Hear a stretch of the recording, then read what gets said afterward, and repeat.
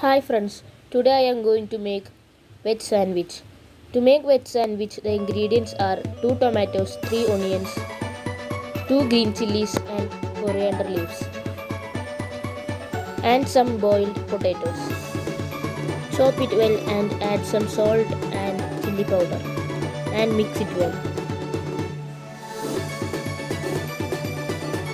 Then smash the potatoes into small pieces.